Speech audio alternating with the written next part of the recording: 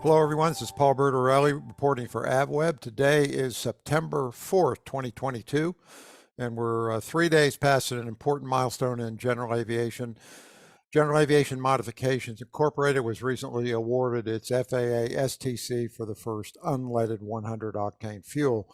And with me today is Mark Baker, president of AOPA, to talk about that. Mark, you and I went over some notes before I started recording here on this whole program.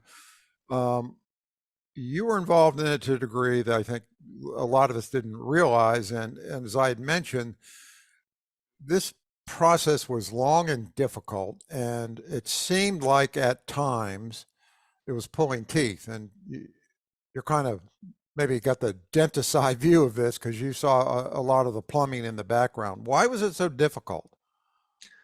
Well, I'm not sure I can understand and fully communicate all the difficulties that the GAMI team went through for way too long through this process. But I would tell you that George and Tim and the team at GAMI are pretty happy today that they finally got what I think they'll long deserve, which is a recognition for their STCs for 100 no lead fuel. And I think the second guessing we can all go through about why does it take so long. Frankly, I don't want to spend too much time on there. I want to figure out how we get it in the system as soon as possible. I did ask you about why the industry so resisted this. Resistance is the wrong word, I think. It's probably more like less than enthusiastic about it, with some resistance from various quarters of the industry. Manufacturers, a couple of the alphabets, specifically GAMA. What was the reason for that? Well, I'm not sure that I can, again, explain what their reasons are, but my view is there is still some concern on how much transparency there was and who was involved, and taking it outside of the PAVI process, which many of the industry had signed up for a long time ago. But the frustration with the PAVI process, of course, is that we may have learned some things that didn't work. They were not able to provide any guidance to what was going to work for a really long time, and taxpayers have spent $40–50 million through the PAVI process, and unfortunately, nothing was coming out of it. And two of the fastest growing guys in the fuel alternatives was GAMI and Swift, and they're both pursuing the STC process because of the kind of the bureaucracy involved and the distrust that got evolved a long time ago between both some of the OEMs and these two likely early birds to the 100 alternative. So that distrust evolved over a dozen years before my time. I've been around AOPA 9 years, but I saw it was not going to work. And I think that there are some OEMs, by the way, I got calls over the weekend, they're ecstatic about having this fuel available and continuing their sales process for big bore engines that they believe now they'll have a fuel for. Are you comfortable that there was sufficient testing for these fuels? Because there's some of the manufacturers express interest that these STC processes were not completely transparent and did not involve thousands of hours of testing. They involved hundreds of hours of testing. From your point of view, you're a user of this fuel, and you represent 400,000 plus members, who a large percentage of whom are going to use it. Enough testing, right kind of testing? Well, I think they wouldn't have gotten the STCs had the FAA not reviewed it again, and reviewed it for the third time. And then they used an outside technical advisory board to get insight for the fuel and did it meet all the qualifications for material compatibilities, detonation, all the other things that they evaluated. I feel pretty confident that the FAA wouldn't issue this had they not done their work several times and got the conviction that it's good to go. Now, like any STC, it could be a propeller, it could be a radio, it could be a new ADS-B. We learn more as we really deploy that stuff throughout the fleet. And if turns out to be something we learn, then we can adjust to that. But I'm pretty confident and trust the FAA on this one, that they vetted it pretty hard. Yeah, it seems to me if more testing was wanted, they could have specified that early on in the STC process.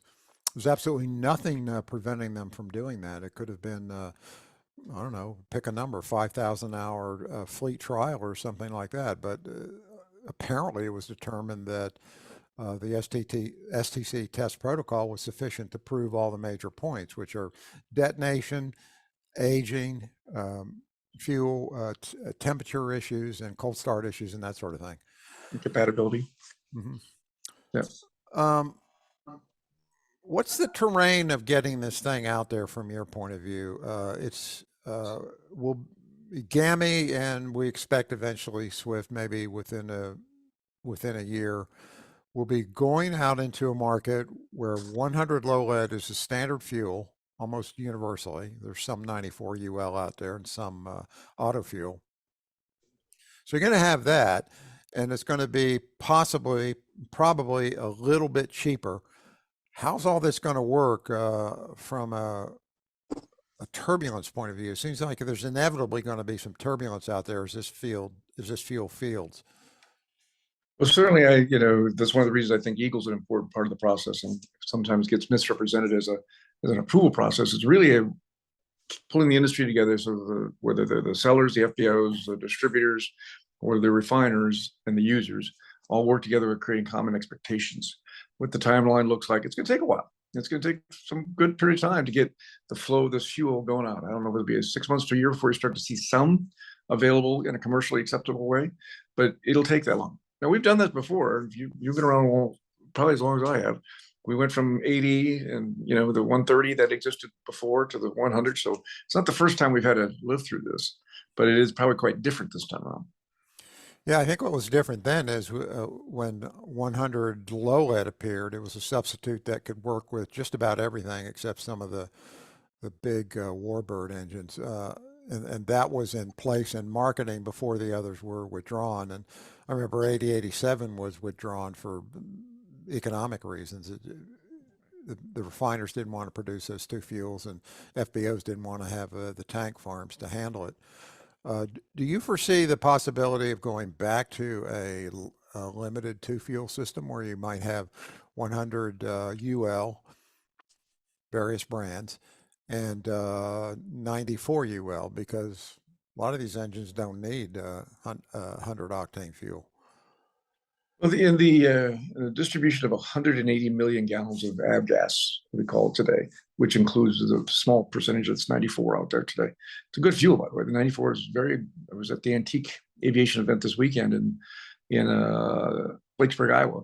And a lot of people love the 94 stuff. It works really well in a lot of engines, and maybe even quite a lot better than UL would have been for those engines. So I'm a big fan of that product.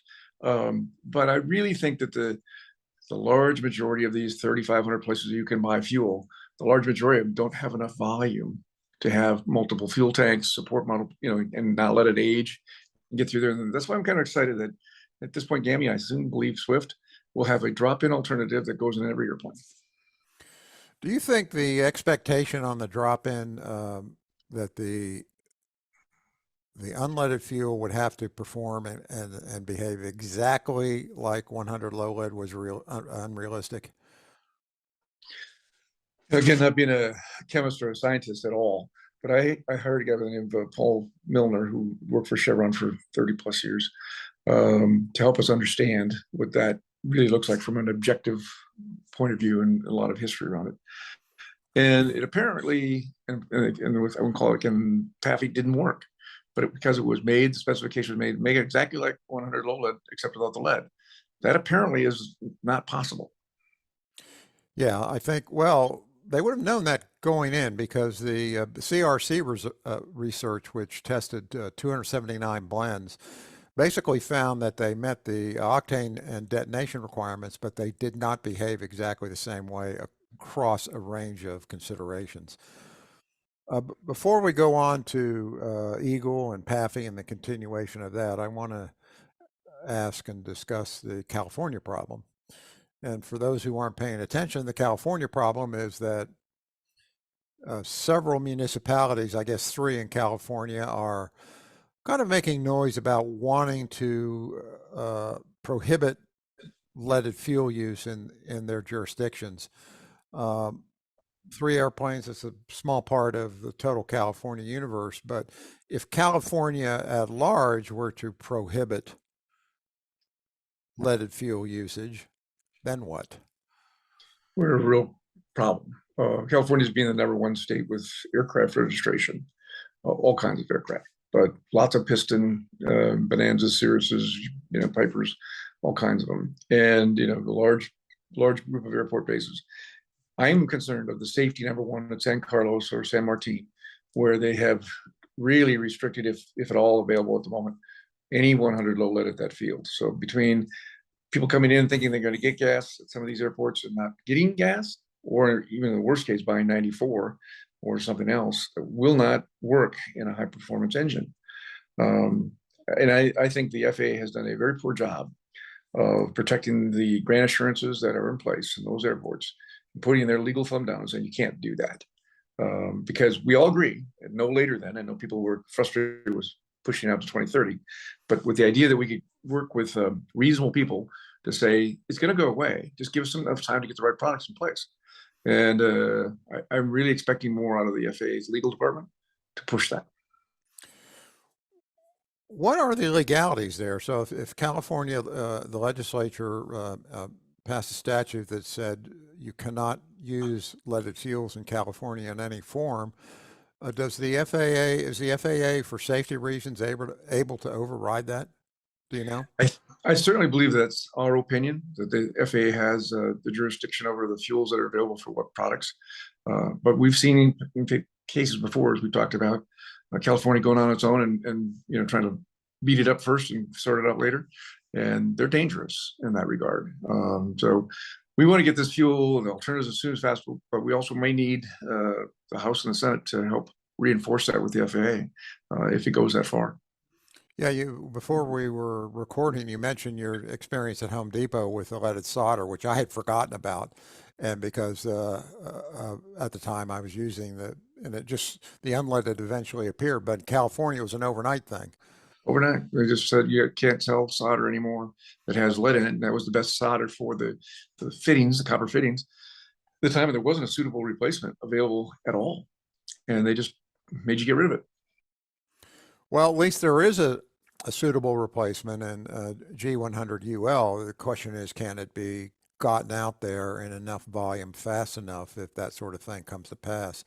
Three airports is really not much volume, but the state of California is considerable. And of course, we should talk about the Chevron issue. Chevron has a major refinery at Richmond, California. It's in the Bay Area, San Francisco area. Supplies all of Alaska, all of the West Coast down to Mexico and well inland. It's a big refinery with a pretty significant output. If they were forced into a situation of not being able to use lead, now all of a sudden they will have to decide whether or not they're going to try to oppose that or just exit the business or try to refine one of the unleaded options. But that's a difficult thing to predict and a difficult thing to pull off, I would think. Yeah, I think the conjecture about that, because we don't think that will happen, but it could happen. It's under the category of could happen. That's where we would have to really raise the noise level and get the U.S. Senate involved, because this is call it even national security, but it's certainly for public health, for moving people to hospitals in Alaska. And it's the only form of transportation they have is aircraft in many cases part of Alaska. And that fuel is made in that plant. So we would have to go really hard to get the people to sit around the table and say yes, but not now. I want to go back to what we were talking about originally. We get a lot of mail, and I'm sure you do, saying, where was AOPA on this GAMI thing? What were they doing? Well, it wasn't very visible, but I've since come to learn that you were working in the background. Why not be more visible about it? And that'll be true with SWIFT coming up or any other fuel. So, I think our role at AOPA is to bring people together, and we don't lead. We're not the scientists. We're not the applicant for any of those things. But what we are pretty good at is working with the regulator, FAA, or in some cases legislatively, we have to go that way, to keep working the urgency and putting it to the top of the list. And I think modest credit for doing that over the last year. I was in communication with the GAMI folks several times a week for the last year. But my role is not to go out there and wave a flag, because we're not here to pick winners. We're here to pick a process that can get it done. And if it turns out to be GAMI and SWIFT and whomever else, that's what my role is. I'm not here to be cheerleading, picking one favorite over another. I want to get the process working. Does the fact that GAMI got across the finish line now make it easier to for the others and also for AOPA to be more visible in supporting not so much the product itself but the process? Yeah, I think you'll see, or maybe it is already out, a notice that is signed by I think almost all of the alphabets that were congratulate to the GAMI folks, George and Tim, for getting across this finish line. And I had that call with all the industry last week before the paper was actually, I think, was dry, pulling them together. And again, part of that process is using Eagle to make sure that we all expect the timelines to be X, Y, and Z, and we're all bought into that. So, and I'm the co-chair for that program because I believe it's our role is to be a communicator and get everybody cheerleading this up because we want to get it out there as soon as possible. Well, that gets us, it's a good segue to get us to Eagle. What's the argument for Eagle now? At least not so much the idea of the FAA or the government being involved in oversight of fuel approvals, but being involved in such a way that applicants submit samples, fuels for evaluation by the FAA. What's the argument for that now? Well, and I always want to make sure we get the distinction. PAFI is the ones that's accepting test fuels. PAFI, the Piston Aviation Fuel Initiative, at the Tech Center in Jersey. And they have 2 fuels that were delivered here in the last couple of weeks from big refiners that they want to have continue to go through the PAFI process. It's still alive and exists. Above that, and way above that process, it is the way that fuels get approved is Eagle, which sits with the FBO, the distributor, the refiner, the engine manufacturers, all the associations and users, type clubs. We're all part of this process to say, how do we communicate mutual expectations here? What the timeline look like? Have we seen anything that we don't like along the way? And that's where it's a joint industry and government group, but it's not an approval. It's a way to create pathways and understanding how we're going to get there. Yeah, I understand that, but it still involves the same. I mean, the gate here is PAFI. I mean, we tend to say Eagle and we mean PAFI. Yeah, they're separate things, but PAFI is the technical testing part of it, which is funded by the FAA. That's correct. So why does it not make sense for the industry, in the industry by that I mean potential refiners or producers, to fund their own testing the way Swift and GAMI have, to follow through the process that way? Because the PAFI, no one other than inside the FAA suggests that PAFI was successful. I don't think it was successful. I think it frankly was kind of snake bit from the beginning. And they constantly say, okay, lessons learned, but we don't know what those lessons are because most of the information is proprietary. So therefore, we don't know what changes they've made to assure a successful test program. Well, I think the original intent of PAFI was to try and create a government support for doing R&D testing on a very small volume of fuel. I mean, it's relative to the world of fuel. Remember, we're less than 3 to 4 hours of car gas in the course of the year. So I think that was well intended. And clearly, 2 of the applicants for the SDCs decided early on that it wasn't worth the process in terms of the bureaucracy involved to do it. And like you said, lessons learned is not shared. I'm not sure that was the right, I'm sure, in my opinion, I would have done that today. We should have been a much different way because early on, it didn't get the best of the best playing the game. And so it still exists today. How much longer it needs to exist is a good question. We don't have commercially available fuel yet, so I'd feel a lot better about turning off that spigot if I had a commercially available fuel than I do at this very moment until we get commercially available fuel. Yeah, well, you've got in GAMI and eventually Swift, you've got a one approved and another perhaps about to be approved, and they're conceptual fuels, but they're not commercially available yet. But from what I've heard, the interest just in the past few days for GAMI has been quite intense. They're hearing from producers who haven't committed to produce the fuel, but are interested in looking at its commercial development. So I think it's a really exciting development because that piece of paper really matters to folks that say, hey, I don't have to go spend money on R&D or apply through this other PAFI process. And their interest, I think, is a real positive next step. Suppose it worked out that either GAMI or Swift became the dominant brand of fuel here. And so you have one company that basically owns the licensing of this.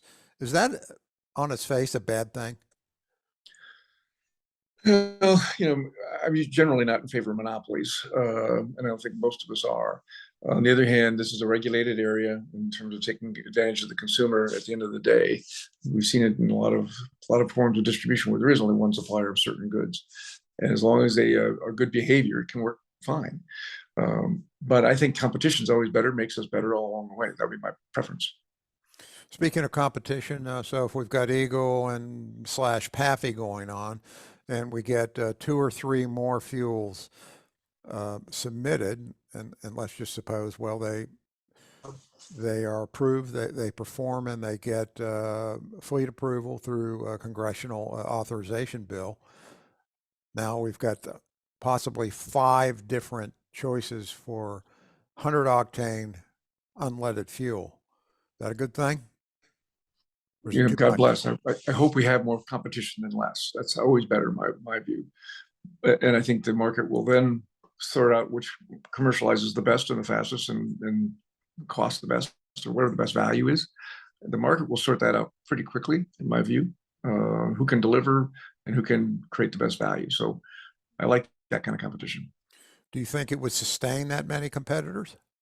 Probably not. This market's too small. Like I said, 180 million gallons. Divide that up among 5 guys. It's probably not practical.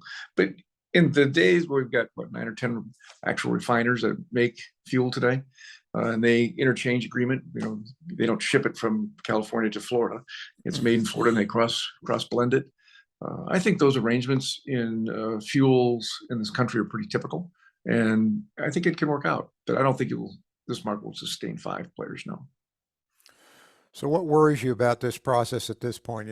Certainly reason to be less worried than we were 4 days ago, but Yeah, I'm worried about, as you say, the California types that get ahead of over their skis on this thing, and a lot. That's probably my number one worry. And then the second worry, in the meantime, is until it becomes available, is getting some wrong fuel in the wrong airplanes, or airplanes not having availability for the fuel that they need. Those safety issues concern me, number one and number two. I've been through a lot of business growth plans, and I've been involved with things that are rollouts. There's always going to be bumps. There's going to be some shortages somewhere. There's going to be somebody unhappy somewhere, because this is a big darn deal. But we'll get through that. do you think price is much of an issue here? Compared to unavailability, it's not. but the reality is, we all want to have cheaper fuel, and everything that we run, whether it's your motorcycle or the airplanes I have, we all would like to have a better deal on fuel. So it's an important part of the value equation, how much you're flying. But one of the things that's interesting, as you probably see today, is that aviation is booming. And historically, when we've tracked fuel, when you're over $6 or $7 a gallon, flying falls off. It hasn't happened this time around. Yeah, I've noticed that. Of course, on the other hand, even though activity is up, we're somewhat plateaued in fuel consumption. Yeah. No, that's right. The absolute number of gallons isn't moving much one way or the other at the moment. Somewhere between 180 and 200 million gallons, and it's been there for 3 to 6 years. Up sometimes, down sometimes. I think within that number, one of the things that I look at is the number of owner-flown turbines. It has continued to increase, and the piston twins, remember the newest one's probably like an 85, have continued to go down. That was the business liner of the day, and then you burned a lot more gas because you went a lot further. There's more consumption in the turbine side that's kind of offsetting that. Will that continue? I think so. Yeah, I think one of the fastest growing areas you have is owner-flown turbines, but it's still small numbers. There's probably less than 10,000 people that are owner-flown turbine at the moment. On the horizon, can you see a point where electric aircraft will impact this in any way? I continue to be an optimist that electric trainer aircraft of significance could be widely available, and really take the cost down. The simplicity is obviously pretty key. The transport electric airplane, to go anywhere, there's lots of people working on it, lots of money being thrown at it. I haven't seen anything yet that's going to displace a King Air or a Caravan. I'm thinking more in the terms of a general aviation training market, which is where these initial electric aircraft are going to go. But there's zero market penetration. There's none, Zero. and I don't see that changing in the next 3 years. That's right. 5, maybe. Beyond that, I don't know. It's a crapshoot beyond that. Yeah, and the hybrid is probably the best performance vehicle. You don't get the simplicity value you do get out of electricity as a propulsion. It does seem like somebody will figure this out in the next 5 or 6 or 10 years, but it isn't in the next 36 months. I couldn't agree with you more. Yeah. Okay. Well, thanks very much, Mark Baker. We will check in maybe in 6 months and see if you have bought your first tank of G100UL. I plan to. Okay. Thanks. Be well. Thanks.